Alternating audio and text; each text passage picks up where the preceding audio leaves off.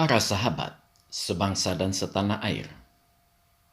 Usai debat kedua, Cawapres, atau debat keempat, dunia maya kembali diramaikan dengan banyaknya pihak yang tidak nyaman terhadap sikap agresif Gibran dalam berdebat. Sikap Gibran ini sendiri sebenarnya belum memperlihatkan sikap seorang debaters. Dia masih dibatasi dengan unggah-ungguh yang justru membuat dia tidak dalam performa yang sesungguhnya. Sekalipun demikian, yang dilakukan Gibran sudah dianggap seperti memojokkan kandidat lain. Hal ini tidak akan terjadi apabila kandidat yang lain memiliki pemahaman pada topik yang dibahas. Dunia maya, terlebih para pendukung kandidat yang lain, hanya melihat dengan kacamata kuda. Gibran seperti tampak mendesak dua calon yang lain. Dan ini membuat mereka blingsatan seperti cacing kepanasan. Mereka menuntut calon yang sepenuhnya harus bersikap sopan santun terhadap yang lebih tua. Saya tertawa dengan sikap-sikap yang seperti ini, yang sebenarnya harus kita sebut kurang adab juga. Mengapa saya katakan kurang adab?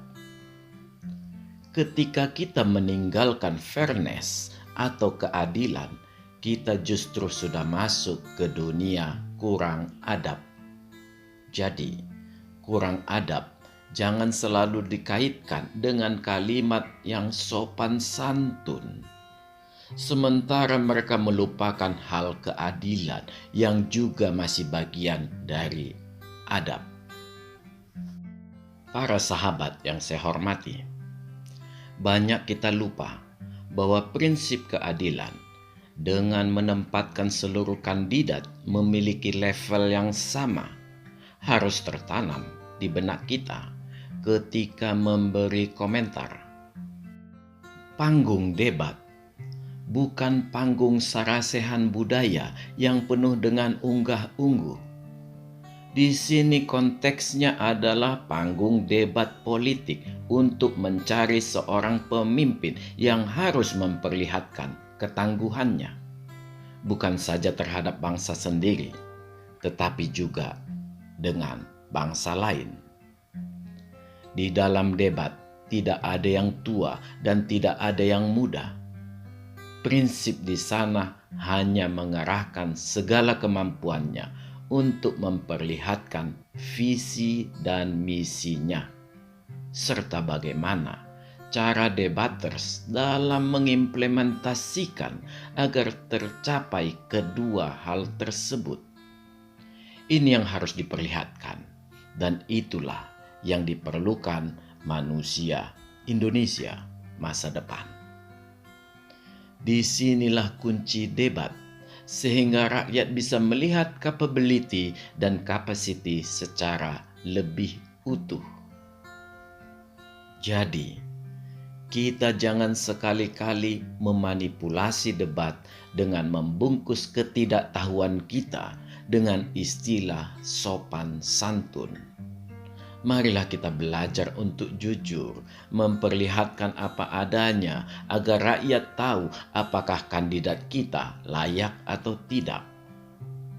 Debat bukan hanya sekedar show untuk kampanye yang ditonton ratusan juta orang tanpa peduli apa arti debat yang sesungguhnya. Sekali lagi, jangan membohongi rakyat. Para sahabat yang saya hormati, semua kandidat dan partai selalu menggaungkan bahwa masa depan Indonesia berada di tangan anak muda. Ketika anak muda memunculkan idenya, yang sering terjadi adanya upaya pemadaman dengan dibatasi sopan santun. Artinya, anak muda hanya objek dieksploitasi. Inilah yang sangat banyak menghalangi perkembangan bangsa ini.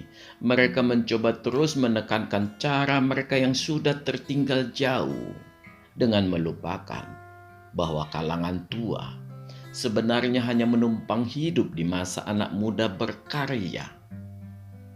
Dan bila anak muda mengalah terus, maka kehidupan anak muda tidak akan pernah mengalami perubahan, akan kembali menjalani 5 tahun ke depan tanpa perubahan yang signifikan pada masa depan mereka.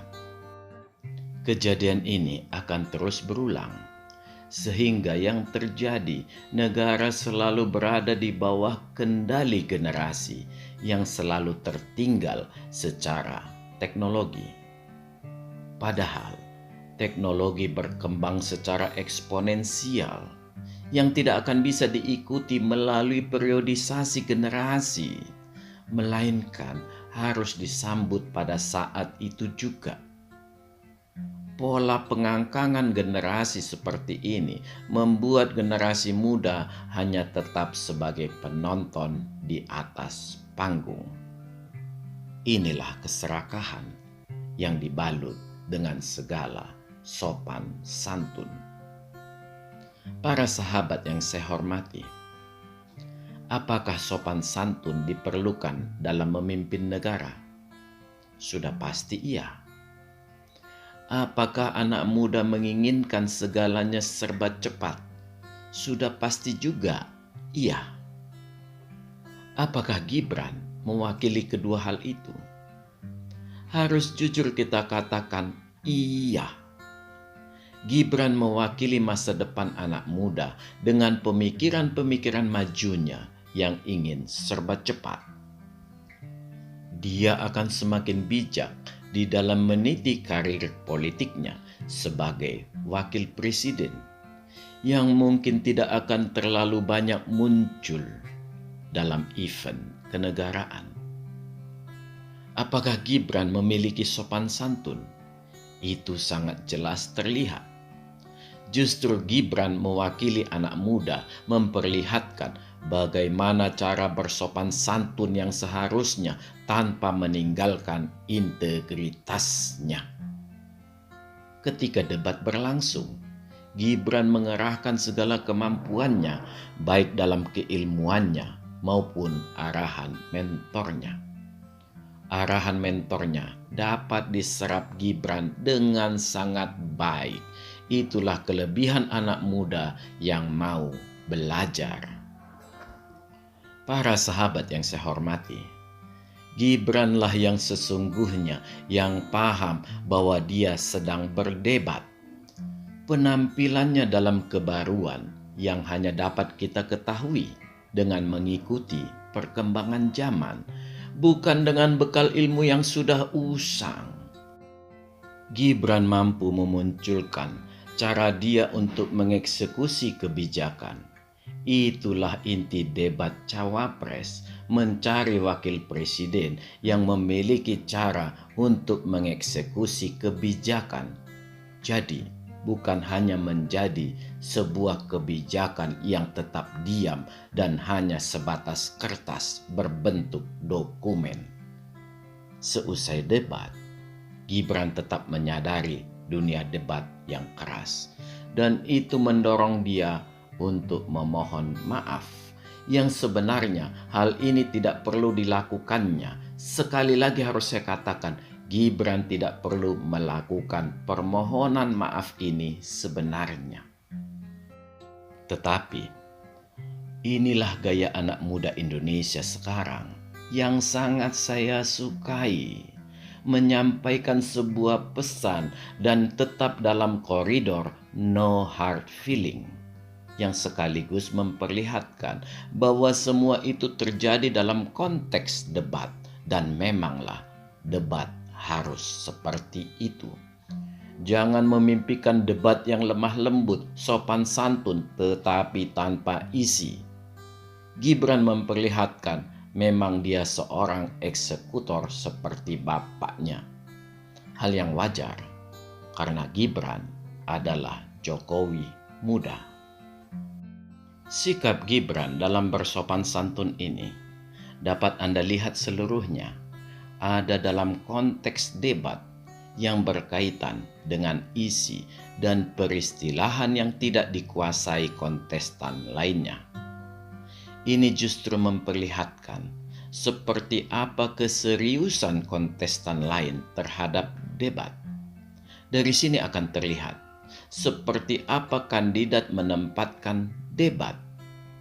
Bila yang dipermasalahkan tentang istilah, moderator juga sudah memberi kesempatan untuk memanfaatkan hal itu dengan mempertanyakannya. Jadi, jangan terjadi sikap yang dibungkus dengan sopan santun membuat bangsa ini menjadi rancu dalam melakukan penilaian kemampuan seorang kandidat dalam memimpin bangsa dan negara. Para sahabat sebangsa dan setanah air, sikap sopan santun harus dinilai secara balance. Sayang, hal itu tidak terlihat dari orang banyak.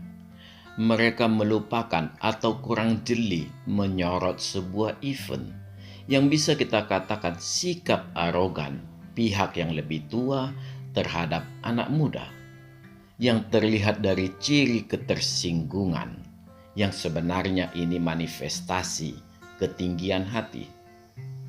Marilah kita kalangan tua mulai sadar bahwa dunia sudah berkembang sangat cepat. Mari perlahan kita mundur dengan memberikan tempat bagi anak muda, sekalipun saat ini masih hanya dalam jabatan wakil presiden. Kita sebagai kalangan tua cukup mengawasi dan mengayomi. Dengan sikap mundur secara legowo ini, kita akan menjadi bangsa yang besar. Salam, majulah Indonesia.